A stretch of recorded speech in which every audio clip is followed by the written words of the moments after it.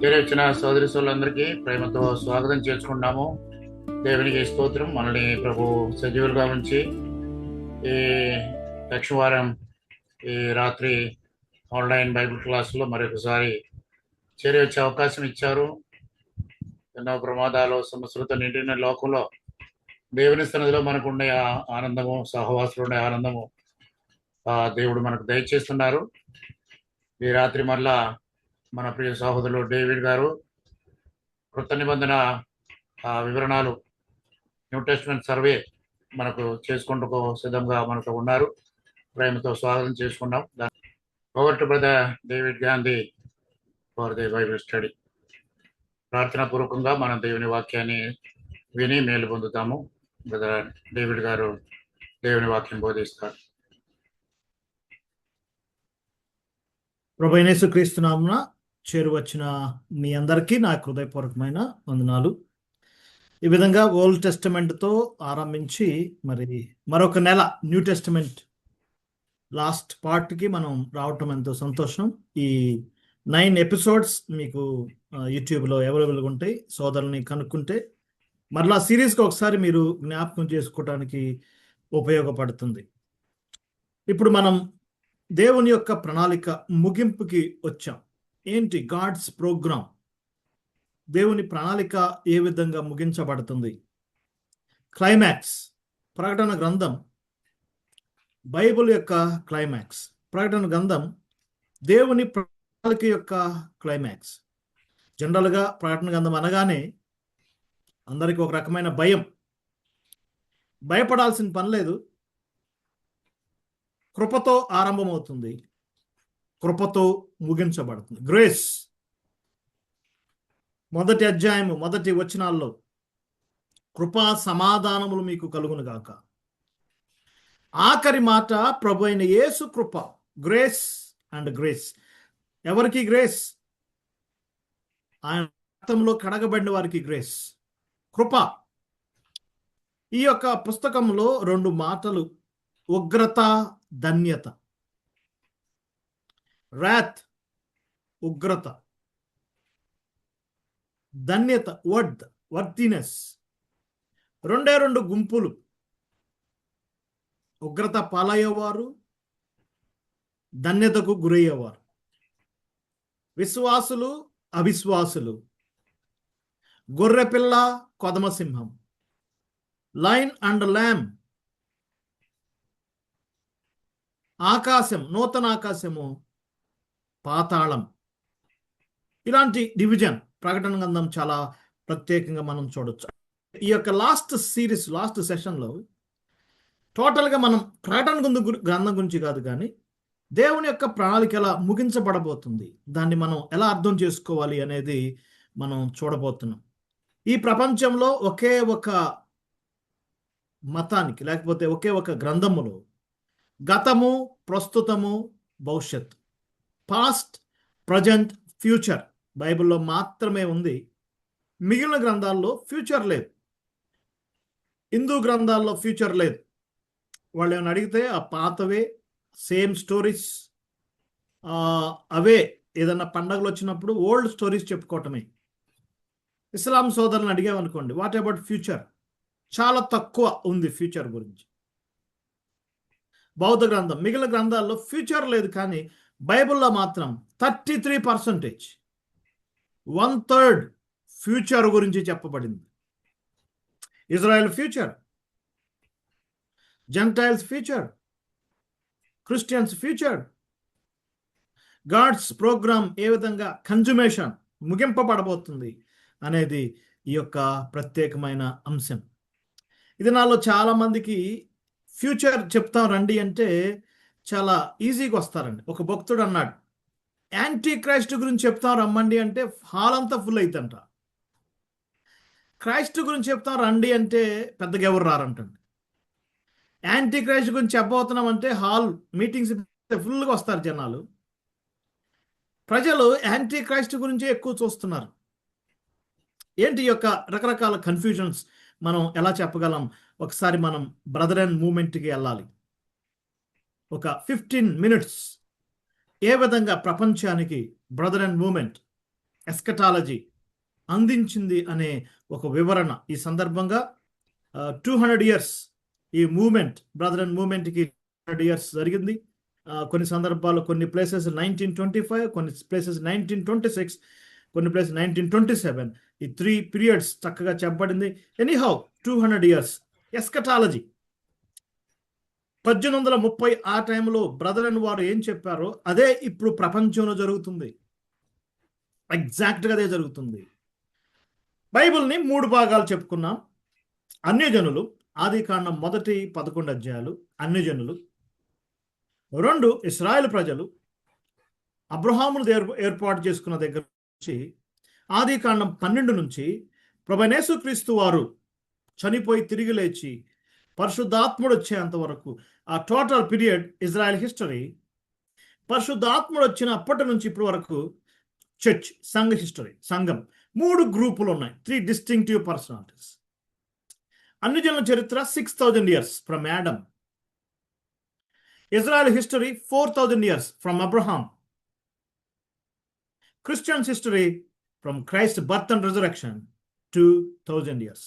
ఈ ముగ్గురికి ఏం కాబోతుంది అనేది ప్రకటన గ్రంథం యొక్క సారాంశం. చూడండి ఒకసారి మొదటి అధ్యాయంలో ఈ ముగ్గురికి ప్రభువారు ఎలా ఉండబోతున్నాడు, ఆయన యొక్క ఫ్యూచర్ వ్యూస్ ఏంటి, ఫ్యూచర్ క్రైస్ట్ ఏ విధంగా ఆయన ఉండబోతున్నాడు అనేది మొదటి అధ్యాయంలో చెప్పబడింది. చాలా శ్రేష్టమైన అధ్యాయం. ఫ్యూచర్ మినిస్ట్రీ, ప్రభువారు భవిష్యత్తులో ఏం చేయబోతున్నాడు. గతకాల మినిస్ట్రీ గాస్పెల్స్, ప్రస్తుత ministry epistles, future ministry revolution 1. 3 రకాలుగా చెప్పబడింది. ఆయన నమ్మకమైన సాక్షి,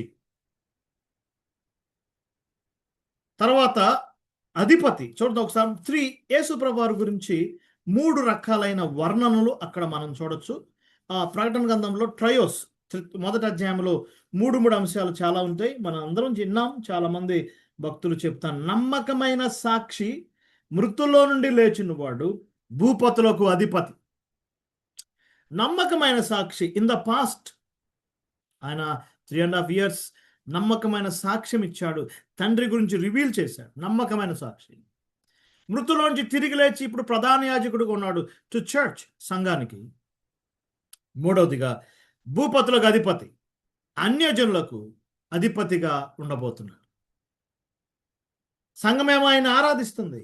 మనలను ప్రేమించుచు తన రక్తం వలన మన పాపను జుడిపించడానికి మహిమ. ఈ 2000 ఇయర్స్ చర్చ్ ఈస్ రిమెంబరింగ్. కానీ ఆయన పొడిచిన వారు భూజనులందరూ, బోత్ జ్యూస్ అండ్ జెంటైల్స్. ఒకరోజు ప్రభువారు భూమి మీదకి వచ్చినప్పుడు రొమ్ము కొట్టుకోబోతున్నారు. ఆ మాటలు మనం ఈ 3 డిపార్ట్మెంట్స్ డివైడ్ చేసుకోవాలి. కాబట్టి ఈ ముగ్గురులో ఫస్ట్ ఎవరి కోసం జరగబోతుంది? అన్యజనులు ఉన్నారు, ఇజ్రాయేలీలు ఉన్నారు, క్రైస్తవులు ఉన్నారు. ఇండియాలో యూదులు ఉన్నారు, ఒక 5,000 మంది దాదాపుగా. అందరూ అన్యజనులు ఉన్నారు, క్రైస్తవులు ఉన్నారు. ప్రతి దేశంలో ఈ 3 గ్రూపులు ఉంటాయి. ఈ 3 గ్రూపుల్లో ఫస్ట్ ఆయన కమింగ్ ఎవరికి సంబంధించింది అనేది మనం పరిశీలన చేయబోతున్నాం. కాన్స్టంటైన్ చక్రవర్తి వచ్చినప్పుడు ప్రపంచమంతా క్రైస్తవం మారిపోతుంది. బాప్తీసం తీసుకుంటే చాలు పరలోకం, బాప్తీసం తీసుకుంటే చాలు ఉద్యోగాలు, బాప్తీసం తీసుకుంటే చాలు కొన్ని రేషన్ అని చెప్పినప్పుడు రోమా ఎంపైర్లో ఉన్న అవిశ్వాసులందరూ క్రైస్తవులుగా మారిపోతున్నారు. ఆ టైంలో సెయింట్ అగస్టిన్ అనే గొప్ప భక్తుడు ఉన్నాడు, 4th 5th సెంచరీ. ఆయన పొరపాటు పడ్డాడు. ఇదేంటబ్బా ప్రపంచమంతా అప్పుడు యేసుప్రభు భూమి మీద వస్తాడు, ప్రపంచమంతా క్రైస్తవులు అయిపోవాలి, ఇదే కింగ్డమ్ అని అనుకున్నాడు. ఆయన ఒక బుక్ రాశాడు. ఆ బుక్ పేరు Kingdom of the city of God, దేవుని పట్టణం. దాని ఉద్దేశం ఏంటి? యేసుప్రభు ఒకేసారి వస్తాడు. అది ఎప్పుడు వస్తాడంటే ఈ ప్రపంచమంతా ఆయన రాజ్యం అయిపోవాలి, ఈ ప్రపంచమంతా క్రిస్టియనైజ్ అవ్వాలి. అంతే. ఇక 2 రాకళ్ళు ఉంటాయి. సంఘం కొరకు వస్తాడు, ఇజ్రాయెల్ కొరకు వస్తాడు అనేది అసలు తెలియనే తెలియదు. ఎందుకో దేవుడు వారికి ఆ రెవల్యూషన్ ఇవ్వలేదు. సెయింట్ అగస్టిన్ నుంచి మార్టిన్ లోదర్ వరకు ఆ పుస్తకం 1000 ఇయర్స్ మనుషుల్ని ప్రభావితం చేసింది. అందరూ అదే నమ్మారు. ఓన్లీ వన్ కమింగ్, కింగ్డమ్ కట్టబడాలి, రాజ్యం స్థాపించబడాలి, ప్రపంచమంతా క్రైస్తవులు అవ్వాలి. అందుకే యుద్ధాలు కూడా చేసిన సందర్భాలు మనం చూస్తున్నాం. ఆ టైంలో మార్టిన్ లోదర్ వచ్చినప్పుడు వారు కొంచెం దాన్ని కన్ఫ్యూజ్ పడ్డారు. వారు కూడా ఏమన్నారంటే, ఈ పోప్లే యాంటీ క్రైస్ట్లు రెవల్యూషన్లో చెప్పిన ఆ వార్ మంచికి చెడుకి మధ్య ఎప్పుడు జరుగుతూనే ఉంటుంది, హిస్టారికల్గా జరుగుతూనే ఉంటుంది. పోప్లే యాంటీ క్రైస్ట్, ఈ యొక్క ప్రపంచం అంతా క్రైస్తవ అయిన తర్వాత పోపులు అంతం అవ్వాలి, అప్పుడు దేవుని రాజ్యము ఆయన వస్తాడని నమ్మారు. అలా గడిచిపోయింది. 1800 వరకు ఇలాంటిదే. జాన్ వెస్లీ గారు, కల్విన్ గారు, మార్టిన్ లూథర్ గారు, వీళ్ళందరూ అదే నమ్మారు. 1800 యూరప్, 1800 to 1820 యూరప్లో కొన్ని సంచలనమైన సంగతులు జరిగింది. 1801 డార్బీ అనే ఒక గ్రేట్ పర్సన్ దేవుడు లేపాడు. జాన్ నెల్సన్ డార్బీ, డబ్లిన్ ప్రాంతానికి చెందినవాడు.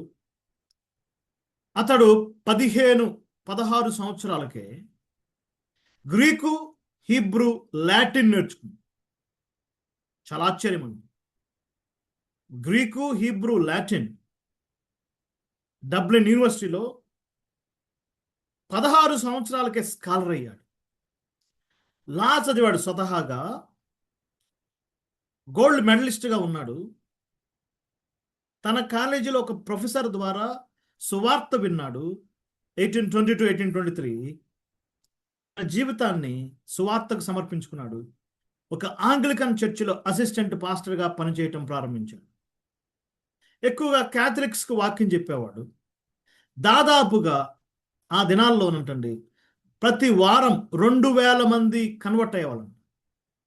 ఒక గ్రేట్ ఎవాంజలిస్ట్గా ఐర్లాండ్లో సేవ చేశాడు. ఈ మధ్య కాలంలో నెపోలియన్ వార్స్ వచ్చినాయి, నెపోలియన్ యుద్ధాలు వచ్చినాయి. తర్వాత ఇంగ్లాండ్ రాజు సిక్ అవటం, పార్లమెంట్ 5 years ఓపెన్ చేయకపోవటం, అదే టైంలో ఇండియన్ ఓషన్లో ఒక అగ్నిపర్వతం పేలటం, యూరప్ అంతా కరువు రావటం, 1 year యూరప్ ఖండాన్ని పొగమంచు కమ్మేసింది, పంటలు లేవు, కరువులు, నెపోలియన్ వార్స్, యుద్ధాలు, అనాగరికత. ఇలాంటి సమయంలో కొద్ది మంది క్రైస్తవులకు ఒక ఆలోచన వచ్చింది. ఇటు చూసినా యుద్ధాలు ఉన్నాయి, కరువు కాటకాలు ఉన్నాయి, తొందరలు ఉన్నాయి, ఆయన రాకడ ఇదేనా, సెకండ్ కమింగ్ రాబోతుందా అని ఆలోచన కలిగి ఆ టైంలో కొంత యవనస్తులు ఒకరికొకరు తెలియకుండా రోడ్డు మీద కలుసుకోవటం, మార్కెట్లో కలుసుకోవటం, ప్రస్తుత పరిస్థితులు మాట్లాడుకోవటం. మీరు మా ఇంటికి రండి బ్రదర్, మనం వాక్యం స్టడీ చేద్దాం, మీరు మా ఇంటికి రండి వాక్యం స్టడీ చేద్దామని ఒకరినొకరు ఇన్వైట్ చేసుకోవటం. రోజు ఈవినింగ్ ఒక ఇంట్లో ఒక చిన్న లైట్ వెలిగించుకొని ఆది కాండం నుంచి ప్రకటన గ్రంథం వరకు స్టడీ చేయటం ప్రారంభించారు. ఇదే టైంలో 1823-24 ఆ టైంలో డార్బే గారు నుంచి కింద పడిపోయాడు. ఆయన తొడ ఫ్రాక్చర్ అయింది, చాలా తీవ్రంగా సిక్ అయ్యాడు. ఆయన కాలుకి ఇన్ఫెక్షన్ అయింది, మరణంచులోకి వెళ్ళాడు. సిస్టర్ ఏం చేసిందంటే, నువ్వు ఇట్లా ఉంటే నువ్వు మరణానికి వెళ్తున్నావు అని ఆమె దగ్గర పెట్టుకుని ట్రీట్మెంట్ ఇచ్చింది. కనీసం 4-5 months డార్బీ ఒంటరిగా గదిలో గడిపాడు. అతని మనసంతా కింగ్డమ్ ఆఫ్ గాడ్, దేవుని రాజ్యం గురించి ఆలోచించాడు.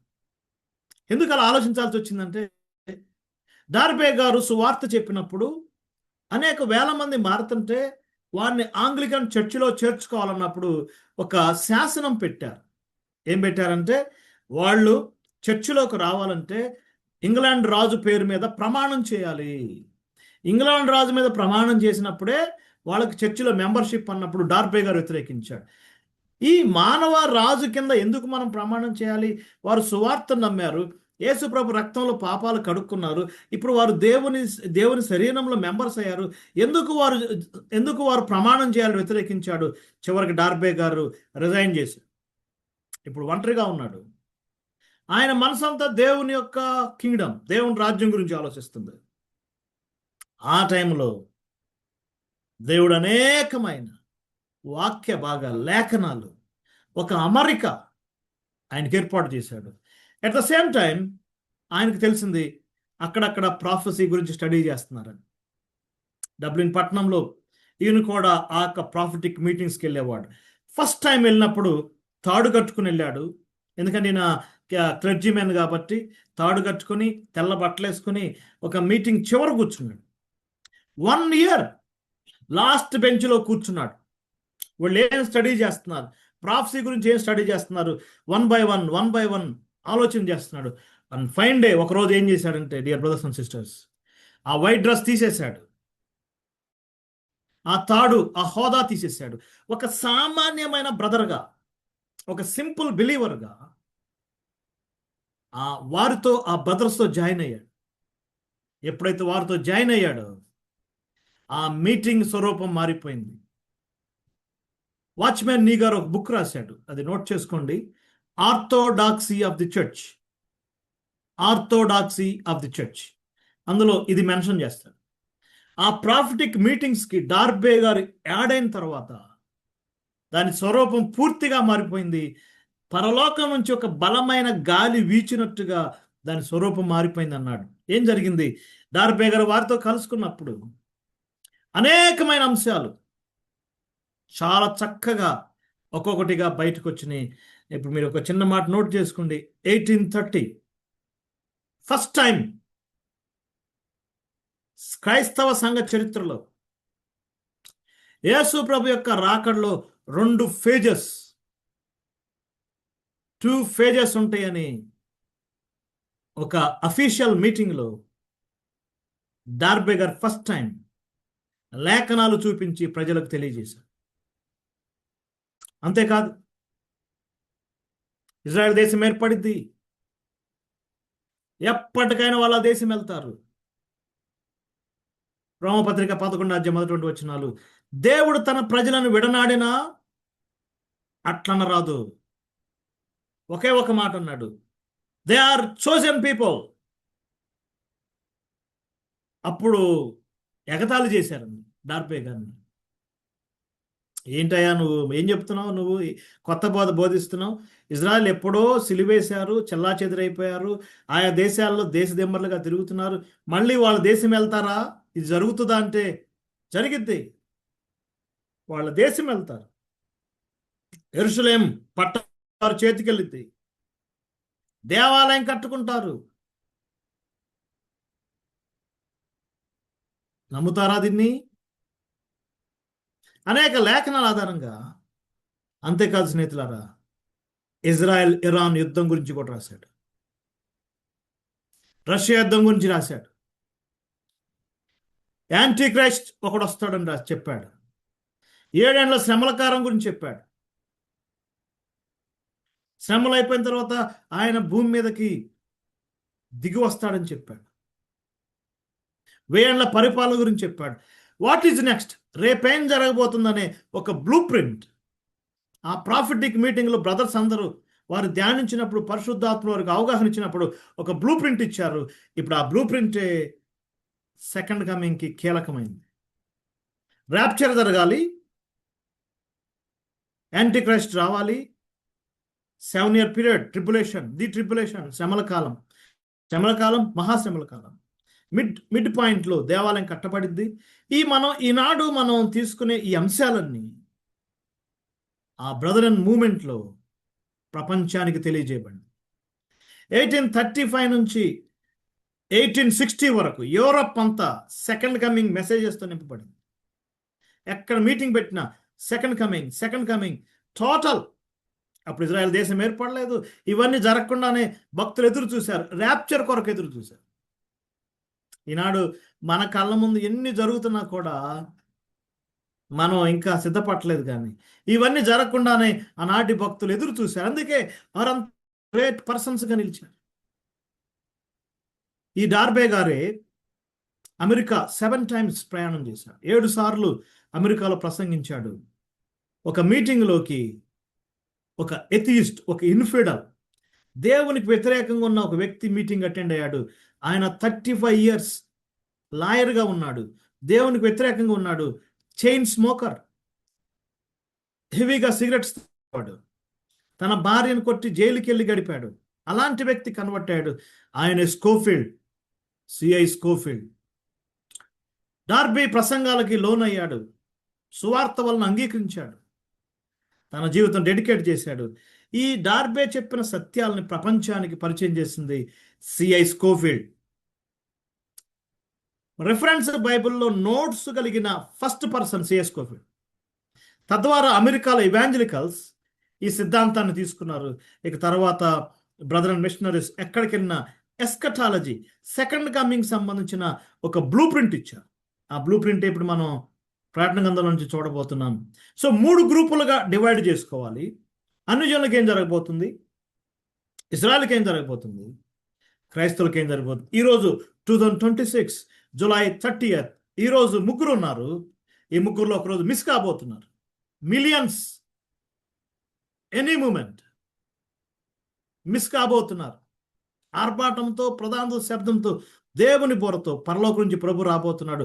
ర్యాప్చర్ ఎనీ మూమెంట్ జరిగింది. దానికి ఎలాంటి సైన్స్ అక్కర్లేదు, అది ఎప్పుడైనా జరగవచ్చు. ఎలా చెప్పగలిగారంటే యోహాను సువార్త 14వ అధ్యాయం, దానికి కొనిపోత, నేను వస్తాను. 2 మాటలు గమనించారు. ఒకటి నేను వస్తాను, రెండవది మనుష్య కుమారుడు వచ్చుచున్నాడు. ఈ 2 మాటలు మనం అర్థం చేసుకోవాలి. నేను వచ్చుచున్నాను, మనుష్య కుమారుడు వచ్చుచున్నాడు. ఆ మాటలు మత్తయి 24వ అధ్యాయం మీరు చదవండి. మనుష్య కుమారుడు వస్తాడు మత్తయి సువార్తలు. కానీ ఇక్కడ నేను వస్తాను, నేను తండ్రి యొద్దకు వెళ్తున్నాను, నేను మరలా వస్తాను, నేను వస్తాను అనేది సంఘం కొరకు, చర్చ్. మనుష్య కుమారుడు వస్తున్నాడు, ఆయన వస్తున్నాడు అనేది భూమి మీదకి. Good news, bad news. నేను వస్తున్నాను మనకి బ్లెస్సెడ్ న్యూస్, అది శుభప్రదమైన. ఆయన వస్తున్నాడు, మనుష్య కుమారుడు వస్తున్నాడు, రొమ్ము కొట్టుకుంటారు, అది బ్యాడ్ న్యూస్. 2 డిస్టింక్షన్స్ మనం చూడాలి. ఇటీవల జాక్ పూనన్ గారు ఒక తీవ్రమైన ప్రసంగం చేశాడు మత్తయి సువార్త 24th చాప్టర్ మీద. సంఘం శ్రమల్లో ఉండాలి, ఈ బోధ ఎలా తీసుకొచ్చారని చాలా అపహాస్యంగా చేశాడు.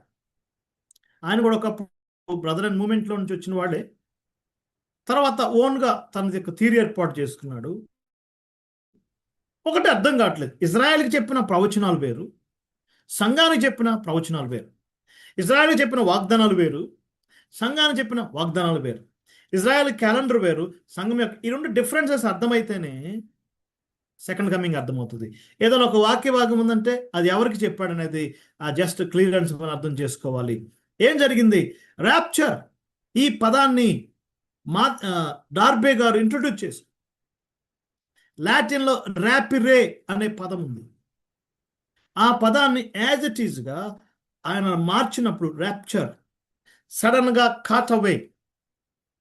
ఆల్ప్స్ పర్వతాలు, యూరప్లో ఒక ప్రత్యేకమైన గ్రద్ద, ఒక స్పెషల్ బర్డ్ ఉంటుంది, దాని పేరు ర్యాప్టార్ బర్డ్. నేషనల్ జియోగ్రాఫిక్ ఛానల్ వీటిలో చూపిస్తారు.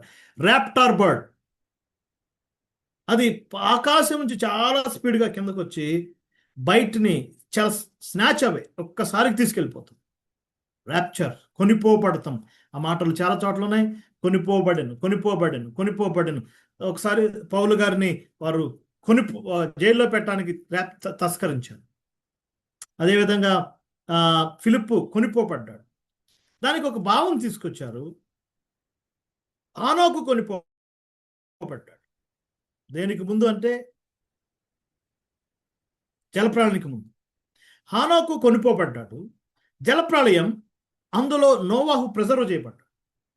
నోవాహు ఇజ్రాయెల్ ప్రిజర్వేషన్ అయిపోయిన తర్వాత డ్రై గ్రౌండ్కి రావటం, అనేకమైన సమకూర్చుకొని ర్యాప్చర్, నేను త్వరగా వస్తున్నాను. సో ఫస్ట్ ర్యాప్చర్ అయిపోయినాక ఏం జరిగింది? తెస్సలోనికి రాసిన 2వ పత్రికలో అక్కడ 2 విషయాలు తీసివేయబడతాయి. తీసివేయబడిన సేమ్ అదే పదం. ఈ 2 తీసివేయబడినప్పుడు యాంటిక్రైస్ట్ అపీర్ అవుతాడు. భ్రష్టత్వం, ఎపోస్టసీ. ప్రస్తుతానికి ప్రపంచాన్ని భ్రష్టత్వంలోంచి కాపాడుతుంది ఇద్దరు, holy spirit and the church. వీళ్ళిద్దరూ ప్రపంచం పతనం కాకుండా ఇంకా నీతిగా ఈ ప్రపంచం కొద్ది గొప్ప బట్ట కడుతుందంటే దానికి కారణం వీళ్ళిద్దరు తీసివేయబడిన తర్వాత యాంటీ క్రైస్ట్ అపీర్ అవుతాడు. ఆ అంశాలు మనం చూడొచ్చు. అందుకే ప్రకటన గ్రంథం 2-3 అధ్యాయాల్లో సంఘ చరిత్ర, ఈ 2000 years ర్యాప్చర్ వరకు సంఘం ఎలా ఉండబోతుంది అని ఒక ప్రాఫిటిక్ పిక్చర్ ఇచ్చాడు. 2వ అధ్యాయం ఎఫెసీ సంఘం క్రీస్తు శకం 100 to 200 అపోస్తుల తర్వాత ఏం జరిగింది? అంతగా ప్రేమ లేకుండా పోయింది. 2వ సంఘం స్మరణ 200 to 350 కని విని ఎరగని శ్రమలు క్రైస్తవ సమాజం అనుభవించింది. రోమన్ ఎంపైర్స్ ద్వారా. మూడవదిగా పెర్గమ. శ్రమలు అయిపోయిన తర్వాత కాన్స్టంటైన్ వచ్చాడు, క్రైస్తవ్యాన్ని లోకంతో కలిపేశాడు, వివాహం చేసుకుంది, క్రైస్తవ్యం తగ్గిపోయింది, సాతాను స్థలంలో ఉన్నారు. థర్డ్ స్టేజ్ క్రీస్తు శకం 350 నుంచి 600 వరకు. ఇక ఫోర్త్ స్టేజ్ తుయతైరా, విగ్రహారాధన, సెయింట్స్ బొమ్మలు పూజించటం, మేరీని పూజించటం, క్యాథలిక్స్ వచ్చారు. అది ఫోర్త్ చర్చ్, అది కంటిన్యూ అవుతుంది. మూడో అధ్యాయం మనం చూస్తున్నాం Sardis, reformation, Martin Luther, Zwingli, కొంతమంది ద్వారా దేవుడు ఒక ఉజ్జీవాన్ని తీసుకొచ్చాడు, రెవల్యూషన్ తీసుకొచ్చాడు. అది Sardis reformation. Next the Philadelphia, సహోదర ప్రేమ.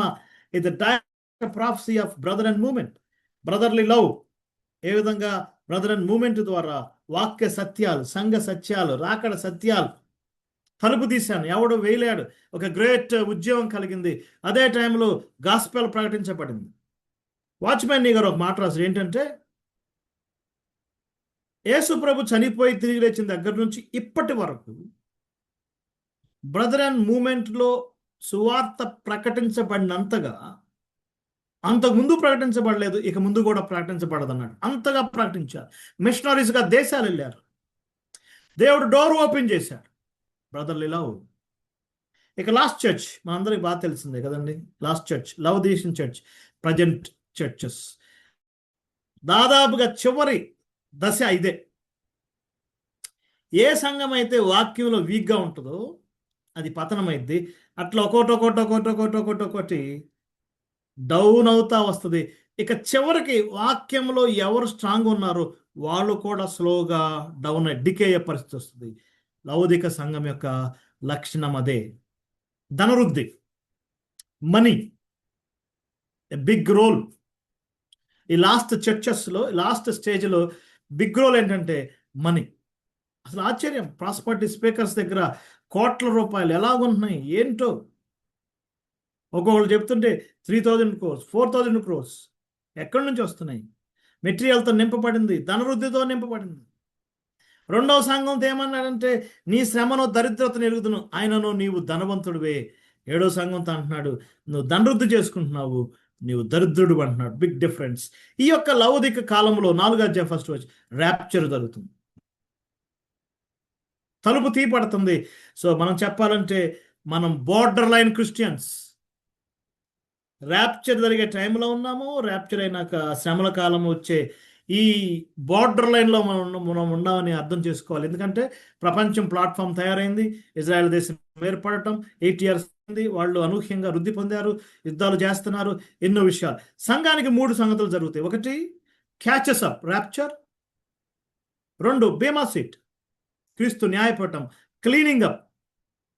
3 వివాహోత్సవం, చీర్స్. ఈ 3 జరగబోతుంది. నోట్ చేసుకోండి. క్యాచెస్ అప్, క్యాచెస్ అప్, మనం కొనిపోబడతాం. క్రీస్తు న్యాయపీఠం, క్లెన్సెస్ అప్, మనం కడగబడతాం. చీర్సెస్ అప్, వివాహోత్సవం జరగబోతుంది. మరి అన్ని జనులకు ఇజ్రాయెల్కి ఏం కాబోతుంది? ప్రకటన గ్రంథం 6 నుంచి 18 అధ్యాయాలు. అన్ని జనులకు ఇజ్రాయెల్కి ఏం జరగబోతుంది అనేది సింబాలికల్గా చెప్పబడింది. ఇజ్రాయెల్కి 3 సంగతులు జరగబోతుంది. ఒకటి రీగ్యాదరింగ్, వాళ్ళ దేశం తిరిగి వెళ్తున్నారు. 2 రుయన్, రెబలియన్, వాళ్ళ దేశం వస్తున్నారు కానీ దేవుని మీద విశ్వాసంతో కాదు. They are fighting for the land, not lord. Lord వైపు తిరిగినప్పుడే ల్యాండ్లో వారు హ్యాపీగా ఉండగలరు. అప్పటి వరకు యుద్ధాలే బ్రదర్స్. వారు ల్యాండ్ నమ్ముకున్నారు, లార్డ్ వైపు తిరగలేదు. కాబట్టి ఈ యుద్ధాలు. ఇప్పుడు అన్ని యుద్ధాలు గెలుస్తూ వచ్చారు కానీ final war they will be ruin, నాశనం కాబోతారు. ఏం జరుగుతుంది? థర్డ్ వన్ రిపెంటెన్స్, పశ్చాత్తాపడతారు, విలపిస్తారు, దుఃఖిస్తారు.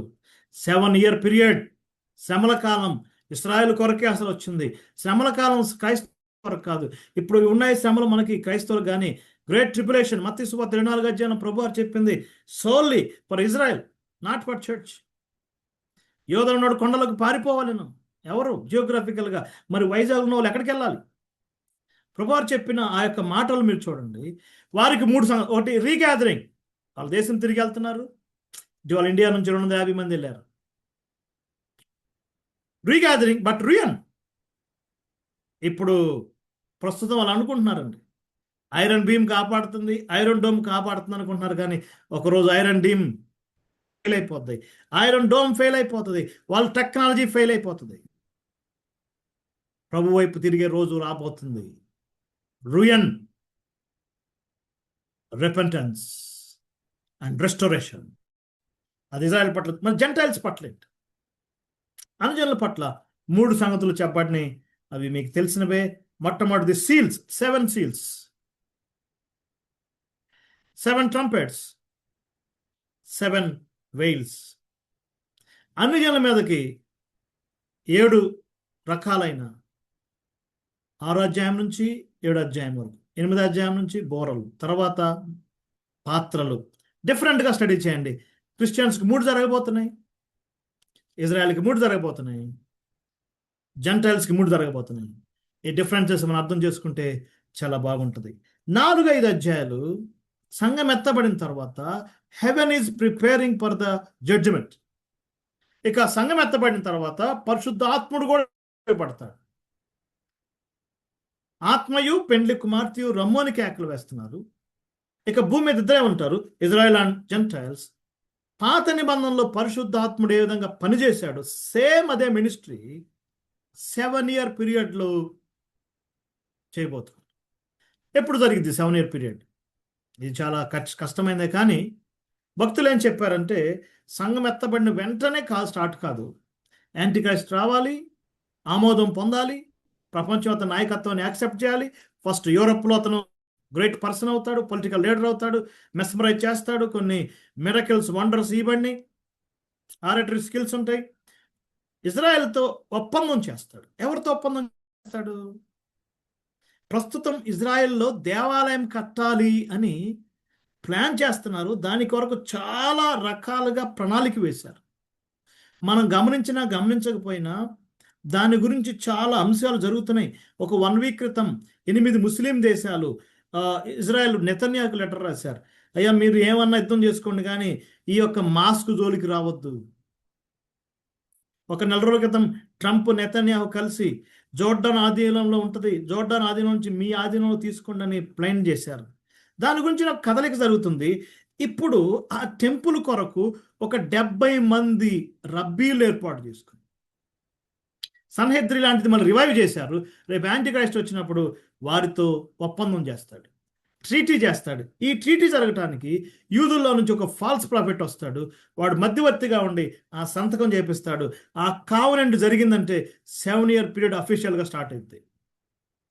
ఫస్ట్ 3.5 years ఇజ్రాయెల్కి అంతగా కష్టం ఉండదు. కానీ అన్య ప్రపంచం ఈ యొక్క ముద్రలు ఇవ్వబడినప్పుడు జరిగే natural calamities, water, air, earth, human bodies 4 రకాలుగా ఎఫెక్ట్ అవుతాయి.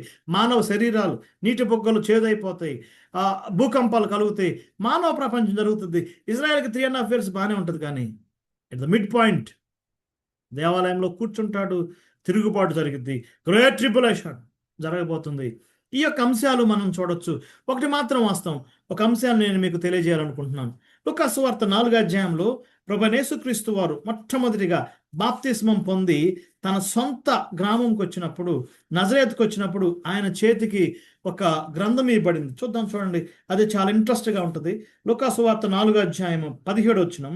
ప్రవక్త అయిన యెషయా గ్రంథం ఆయన చేతికి ఇవ్వబడెను. ఆయన గ్రంథం విప్పగా ఆయన చదివిన పోర్షన్ యెషయా గ్రంథంలో నుంచి తీసుకున్నాడు. 61వ అధ్యాయం ఉంటుంది, మీరు చూసుకోండి. తర్వాత హితవత్సరము అనే మాట, రెండవది ప్రతిదండన దినం, 2 మాటలు. 61వ అధ్యాయం మీరు చదవండి. యేసు ప్రభు వారు హితవత్సరం వరకే చదివి కూర్చున్నాడు. Good news. సో చెక్ చేద్దాం. అది యెషయా గ్రంథం 61వ అధ్యాయం,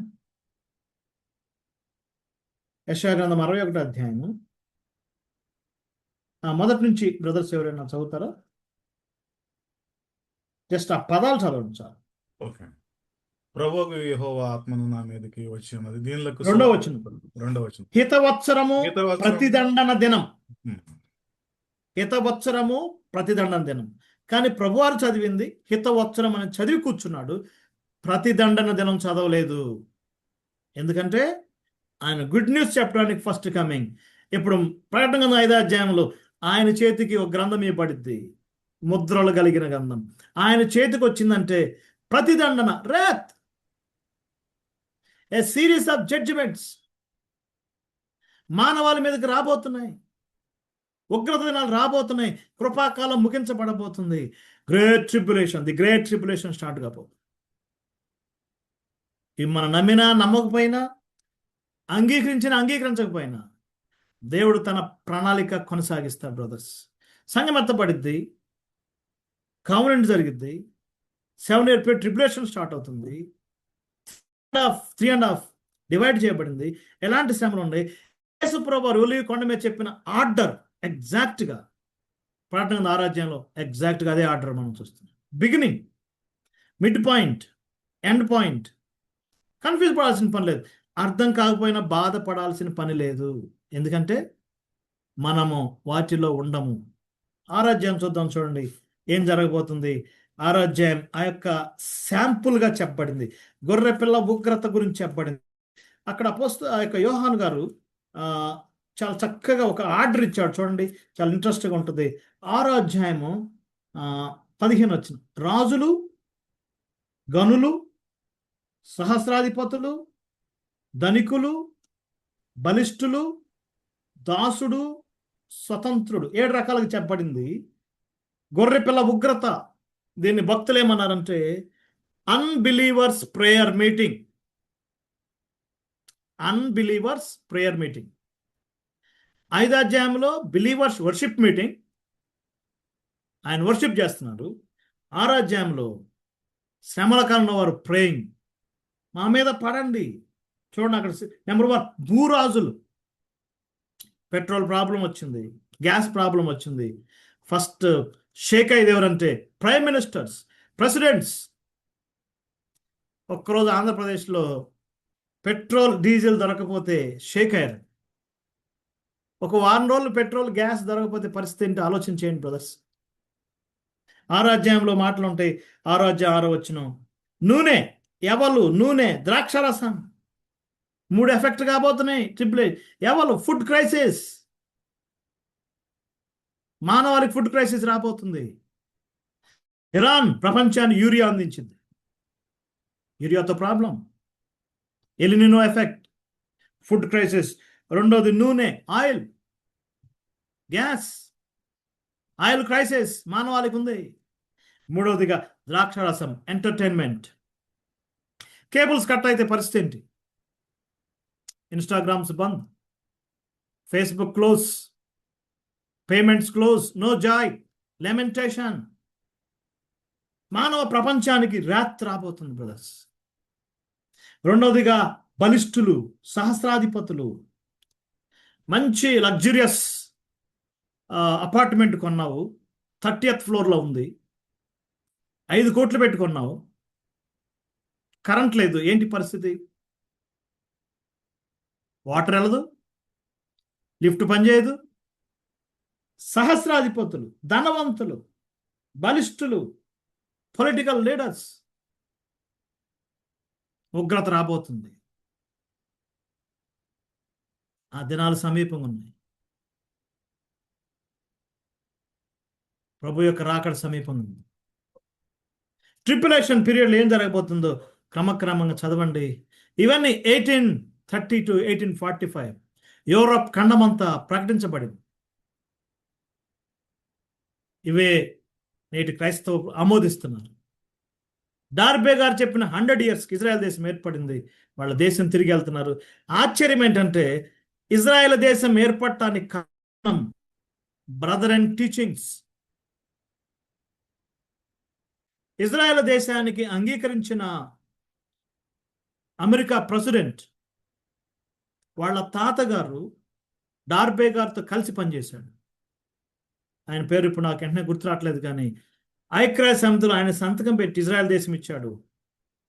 ఆయన ఇలా అన్నాడు, సండే స్కూల్లో విన్నాడు, ఇజ్రాయెల్ దేశం ఎప్పుడైనా ఏర్పడిద్ది, వాళ్ళ దేశం వెళ్తారు.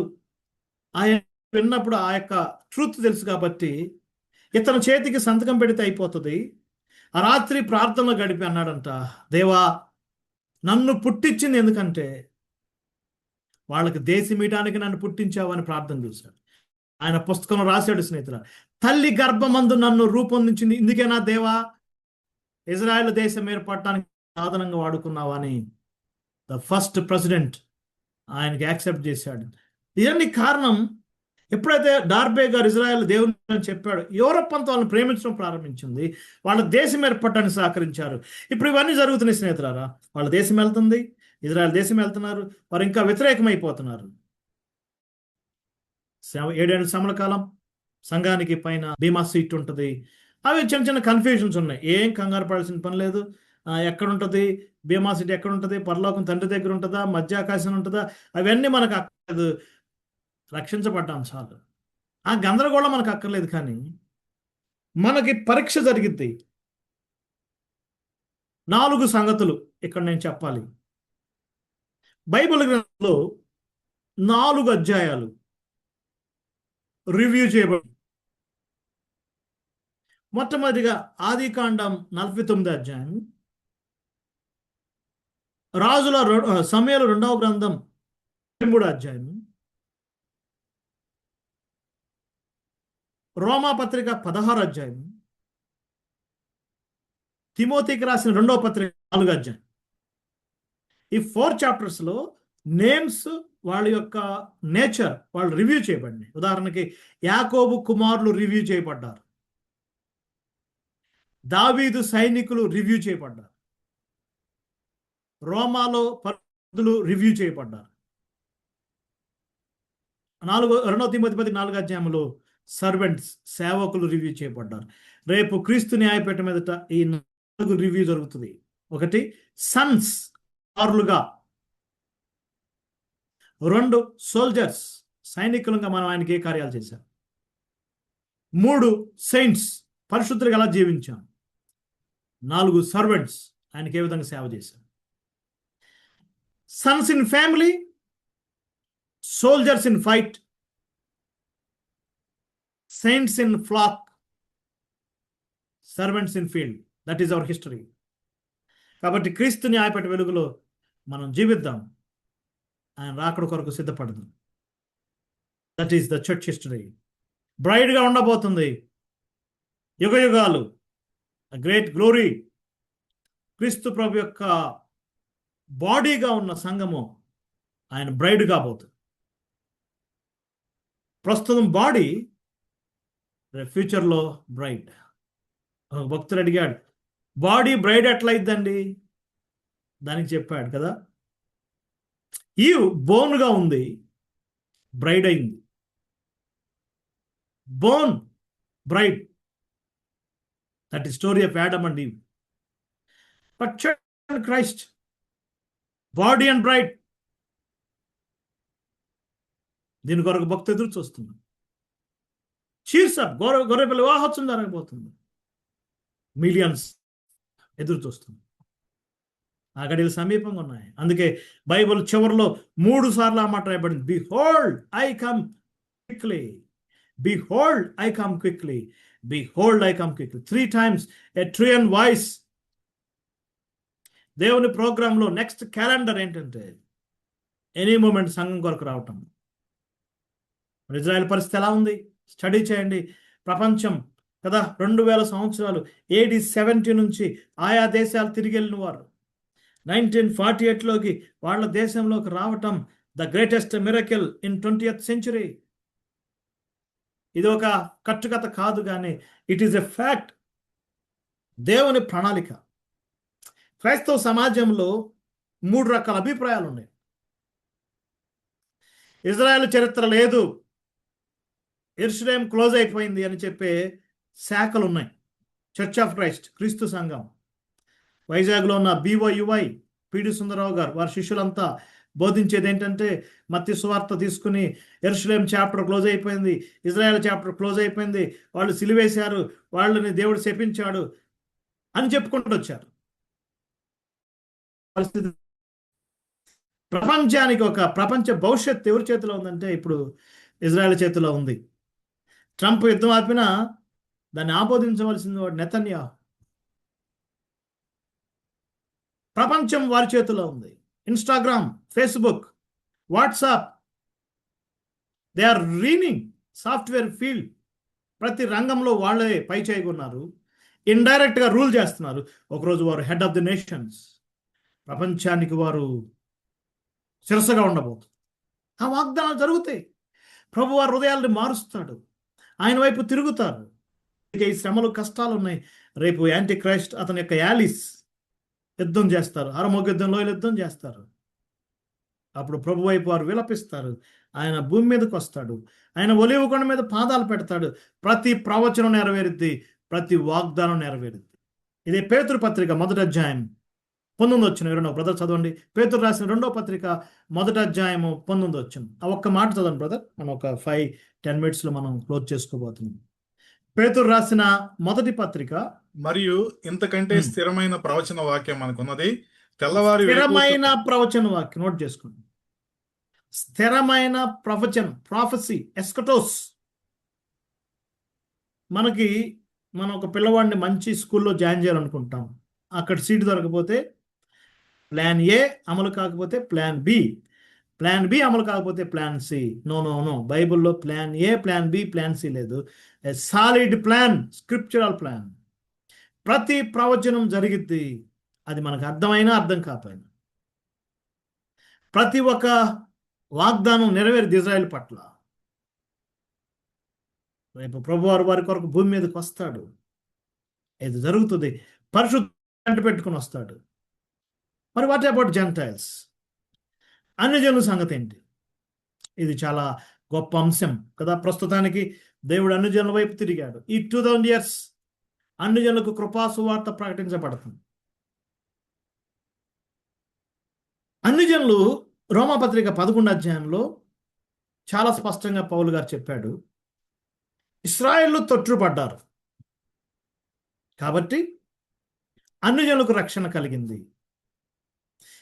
2000 years అన్యజనులు అనుభవిస్తున్నారు. ఈ అన్యజనులు ఏం చేస్తున్నారంటే గర్వపడుతున్నారు.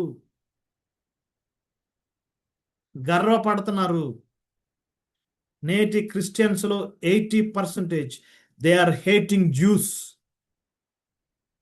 ఇజ్రాయెల్స్ హేట్ చేస్తారు.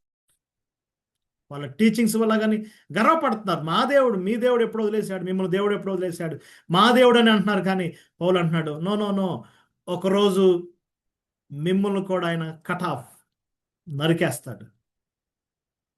ఒక మంచి ప్రోగ్రాం అక్కడ చెప్పాడు. ఇశ్రాయేలు కొమ్మలు నరికేశాడు, ఇప్పుడు అన్యజనులను తీసుకొచ్చాడు, అంతుకట్టాడు. ఒకరోజు అన్యులనేది మళ్ళా ఆయన కట్ ఆఫ్, తీసివేస్తాడు. మరలా ఇశ్రాయేల్ ప్రజలు అంటుకడతాడు. వాళ్ళు తిరిగి వస్తున్నారు. 11 ఇట్స్ ఎ గ్రేట్ మిస్టరీ. అన్యజనులు గర్వపడుతున్నారు. కాబట్టి ఈ దినాల్లో ప్రపంచమంతా అన్యజనులు సువార్తకు వ్యతిరేకులయ్యారు. ఒక 50 years క్రితం సువార్త చెప్తే మా ఊరు రండి, మా ఇంటికి రండి, మాకు చెప్పండి అన్నారు. కానీ ఇప్పుడు సేమ్ అదే. మీరు ఏ దేశం అండి, క్రిస్టియన్ కంట్రీస్ ఎలా అండి, సువార్త చెప్పడానికి అవకాశం లేకుండా పోయింది. ఇండియాలో troublesome periods. Eastern countries world వైడ్గా గాస్పెల్కి వ్యతిరేకత వచ్చింది.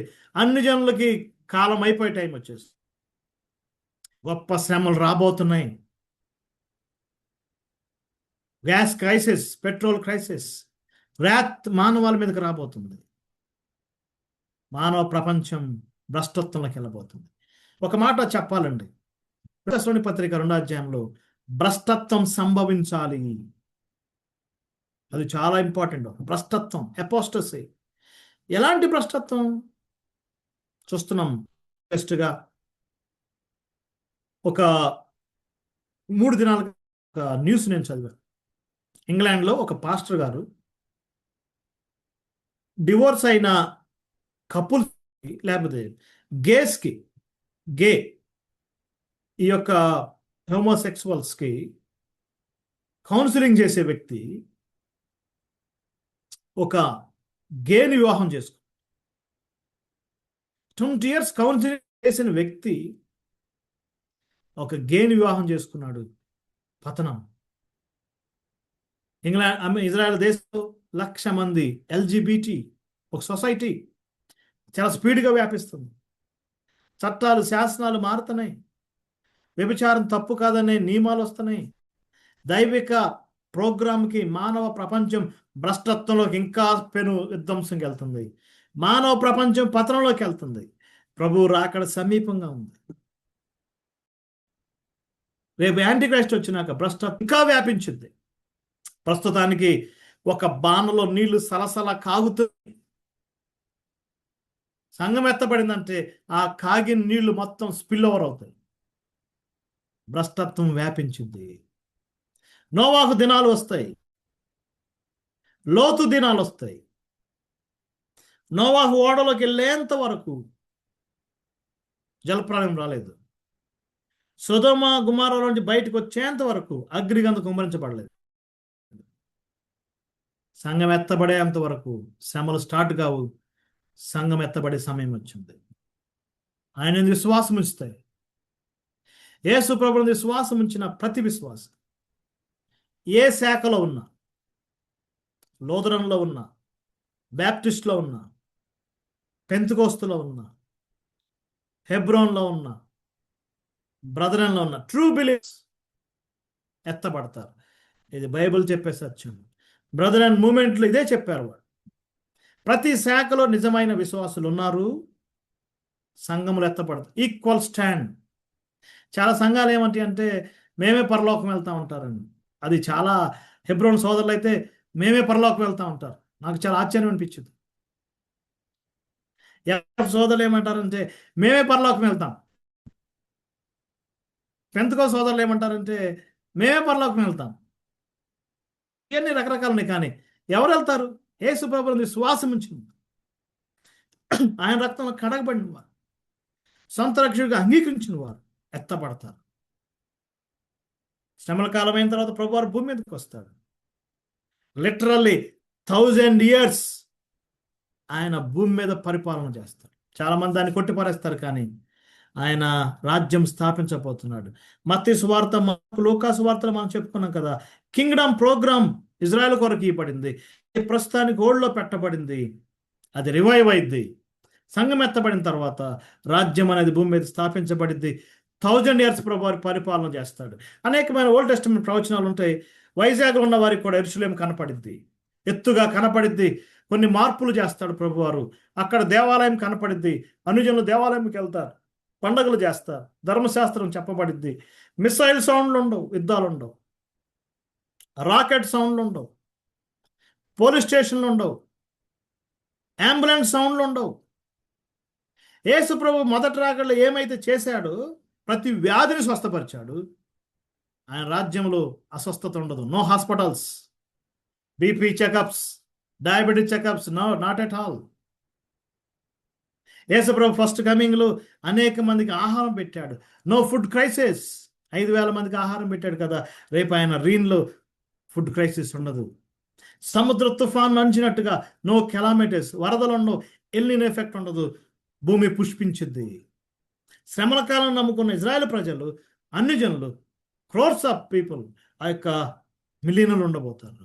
సంఘం అయితే మనం పెండ్లి భారీగా ఆయనతో కలిసి మనం ఆయనకున్న గ్లోరీస్ మనం షేర్ చేసుకుంటాం. ఈ 1000 years అయిన తర్వాత 1000 years సాతాన్ని బంధిస్తాడు. అవన్నీ మనకు తెలిసినవే, నేను చెప్పట్లేదు. కానీ ఇద్దరిని బతికుండగానే నరకంలో వేస్తాడు. యాంటీ క్రైస్ట్, ఫాల్స్ ప్రాఫెట్, ఇద్దరు నరకంలో వేయబడతారు.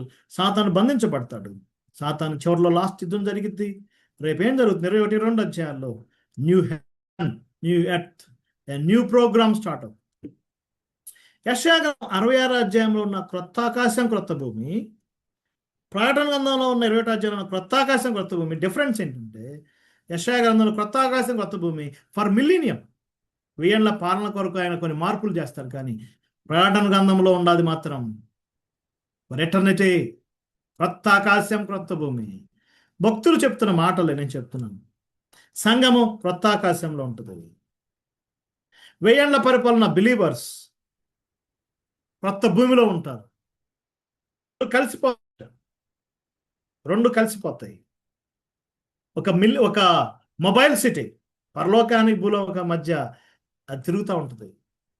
థర్డ్ ప్లేస్ జెంటైల్స్, ఆయన నమ్మని వారు, ఎరగని వారు నరకానికి వెళ్తారు, అగ్నిగుండకి వెళ్తారు. బైబుల్ 3 ప్లేసులతో ముగించబడింది. ఒకసారి చదువుతారా బ్రదర్? 20 అధ్యాయం ప్రకటన గ్రంథం లాస్ట్ ఫైనల్ వర్డ్స్ మనం చూస్తున్నాం. 20 అధ్యాయం చూస్తారు ఒకసారి. 20 అధ్యాయము ఆఖరి వచనం, 20 అధ్యాయము 15 వచనం. ఆఖరి లాస్ట్ వెర్స్. ఎవని పేరైనను జీవగ్రంథమందు వ్రాయబడినట్టు కనబడిన ఎడల వాడు అగ్నిగుండంలో పడవేయబడును. నెంబర్ 1. రెండవదిగా 21:1 చదువు. క్రొత్త ఆకాశము, క్రొత్త భూమి. అంతటా నేను క్రొత్త ఆకాశమును క్రొత్త భూమిని చూచి రేపు 3 ప్లేసులు మిగులుతాయండి.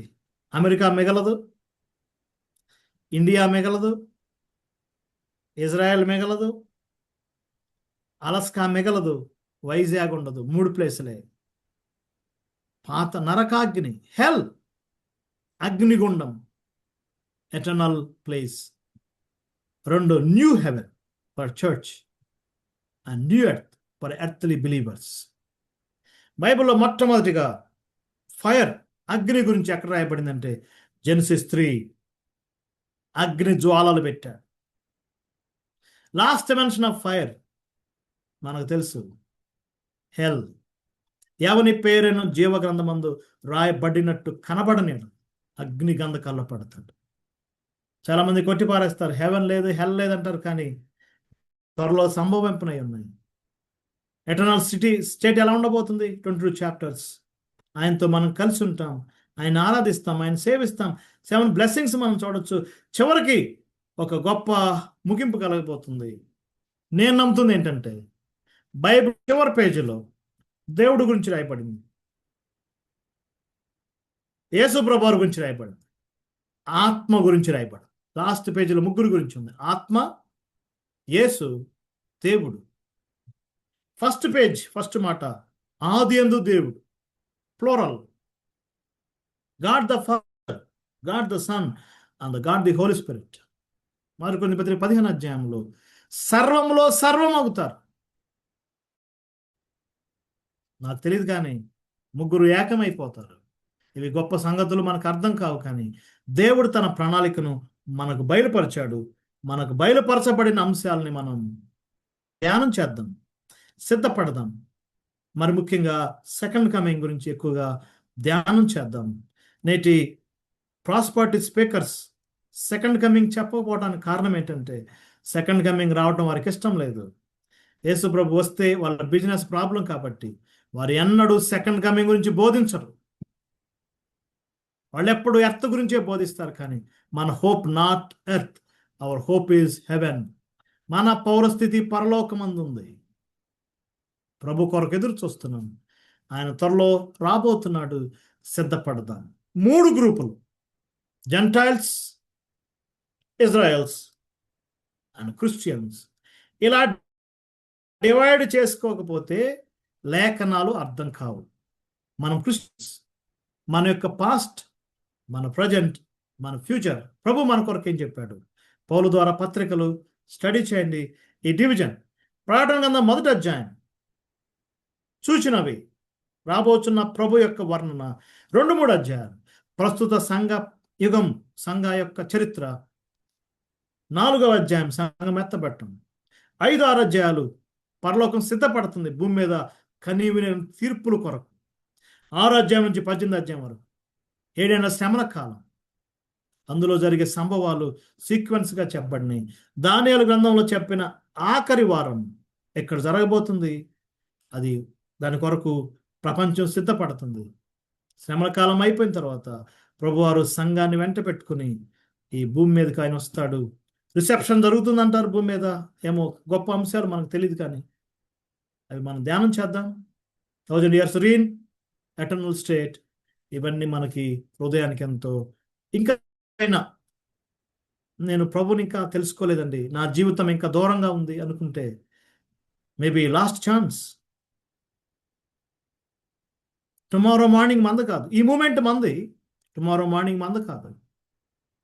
నువ్వు ఉన్న పాటనే ప్రభు యేసుక్రీస్తు అని సొంత అంగీకరించినట్లయితే ఎత్తపడతావు, ఆయన రాకడలో ఉంటావు. ధ్యానం చేయండి. ఓల్డ్ టెస్టమెంట్ ఎందుకు, సృష్టి ఈ మొత్తం ఎందుకు ఏర్పడినాయి? ఫర్ చర్చ్, సంఘం కొరకే. జగత్తు పునాది వేయబడక మునిపే సంఘం యొక్క ప్రణాళిక, దాని కొరకే స్టెప్స్ అని జరిగినాయి. దేవుని ప్రణాళికలో నీవు నేనెంతో విలువైన వారం, విలువ పెట్టి కొనబడిన వారం. ప్రభు కొరకు ఎదురు చూద్దాం, ఆయన యొక్క వాగ్దానాల కొరకు ఎదురు చూద్దాం. ప్రభు అయిన యేసు కృప పరిశుద్ధులకు తోడై ఉండునుగాక. అందరికీ వందనాలు. ఈ 9 సిరీస్ ప్రభు కృపను బట్టి ఎక్కడ ఆటంకాలు లేకుండా చక్కగా జరగటానికి ప్రభు సహాయం చేశారు. ప్రేమతో నన్ను ఆహ్వానించి నాకు ఇచ్చిన అవకాశాన్ని బట్టి నాకు నా యొక్క హృదయపూర్వక వందనాలు. నా కొరకు, నా పరిచర్య కొరకు, మా యొక్క 2 అసెంబ్లీస్ కొరకు ప్రార్థించాలని ప్రభు నాను కోరుచున్నాను. అందరికీ వందనాలు. Thank you very much. Thank you so much, dear brother, for patiently, so simply, so clearly teaching the precious truths. దేవుని దాసులు ఈ 9 వారాలు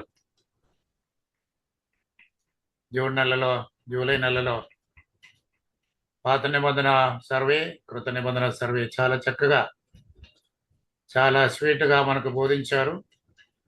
ఈ దినం ప్రకటన గ్రంథంలో ఉన్న భవిష్యత్తు చరిత్ర, కేవలం బైబిల్లో మాత్రమే భవిష్యత్తు గురించి తేటగా క్లియర్గా రాయబడి ఉందనే సత్యాలు మనం గుర్తించాము. మన ఎంత ధన్యులము. దేవుని ప్రణాళికలో మనము గ్రహించగలుగుతున్నాము. మనం ఎంత సిద్ధముగా ఉన్నామనేది మనల్ని మనం పరీక్షించుకున్నాం. సంఘం ఎత్తబట్టుకు ఇంకా ఆలస్యం లేదని, మహాశ్రమ కాలము ఈ భూమి మీదకి వచ్చే సిద్ధపాటు అన్ని కూడా ప్రపంచంలో మనం చూస్తూ ఉండగా, ఎత్తబడుటకు ప్రభు ఎదుట మనం నిలబెట్టకు మనం సిద్ధంగా ఉండి మన చుట్టూ ఉన్న వాళ్ళకి ఈ సత్యాలు మనం బోధిస్తాం. What is going to happen tomorrow. దేవుని వాక్యంలో రాయబడిన సత్యాలు మనం మన చుట్టూ ప్రియులకు మనం హెచ్చరిస్తాం. ఆ రాబో ఉగ్రత తప్పించుకున్నట్లు అనేకల్ని ప్రభు వైపు తిరుపుటకు మనము ప్రయత్నం చేస్తాం. May the Lord help us that we would be warning people about the coming judgment and coming wrath of God. తర్వాత ఆయన నిత్య రాజ్యం స్థాపించబోతున్నారు. ఇశ్రాయేలు కొరకు 1000 ఈ భూమి మీద ఆయన రాజ్యం స్థాపిస్తారు. తర్వాత మన కొరకు కొత్త ఆకాశ భూమి ఆయన స్థాపించబోతున్నారు. ఈ సత్యాలన్నీ కూడా పరిశుద్ధ గ్రంథంలో మనకు తేటగా రాయబడి ఉండగా, అది ఉన్నట్టుగా మనం అర్థం చేసుకొని మనం బోధిస్తాం. మనం ఆ నిరీక్షణలో జీవిస్తా దేవుడు మనకు సాయం చేయను గాక. And second we thank the lord and thank the lord servants for teaching us patiently. కనుక ఈ క్లాసులు ఇంకా కొనసాగుతాయి. ఇంకా వేరే వేరే దేవుని దాసులు ఒక్కొక్క నెల మనకు క్లాస్ తీసుకోబోతున్నారు. ప్రార్థన పూర్వకంగా మన అనేకల్ని ప్రోత్సహిస్తాం. ఈ క్లాసులన్నీ కూడా మీకు యూట్యూబ్లో లేకపోతే ఇది అంతా కూడా రికార్డింగ్ ఉంది. ఇది మీకు క్లాసులో క్రమంగా మరీ మీరు చూసుకోవచ్చు, దాన్ని రివైజ్ చేసుకోవచ్చు. ఇది ఇతరులు కూడా మనం అందించవచ్చు. కనుక విద్యాసాగర్ ఇవన్నీ కూడా అప్లోడ్ చేస్తున్నారు. అది తర్వాత మీకు ఇవ్వబడుతుంది. కనుక తీసుకోండి. దేవునిదాసులు మనకు నోట్లు కూడా అందిస్తారు. ఆ నోట్లు కూడా మీకు ఇచ్చేటకు ప్రయత్నం చేస్తాం. So once again we thank the lord for this precious opportunity. మనకి చక్కని అవకాశం ఇచ్చిన దేవునికి మరొకసారి కృతజ్ఞతలు చెల్లిస్తాం. మనము ఈ డేవిడ్ గారి యొక్క క్లాస్ ఇంతటితో ముగిస్తున్నాము. దేవునికి స్తుతులు చెల్లిస్తాం. దేవుని చిత్తమైతే మరలా వేరే సబ్జెక్ట్స్ దేవుని ద్వారా తీసుకుంటారు. ప్రార్థన చేస్తాం. ప్రార్థన తన అవైలబిలిటీ చూసుకొని మనం మళ్ళీ సిద్ధపడతాం.